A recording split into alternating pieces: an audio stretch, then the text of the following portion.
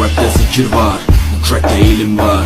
Beslenir iman, her yer ihtilaf, şer ve istilah, bence bir liman. Gerçekte kitapta yazılı bu Kur'an. Dur bak burada, çünkü flow mus'ab. Anlatır hak kitap, yalan ve hakikat, cabası tarikat. Sana yobaz derler, böyle olmaz derler. Onlar gibi düşünmedikçe çoban derler. Biz Müslüman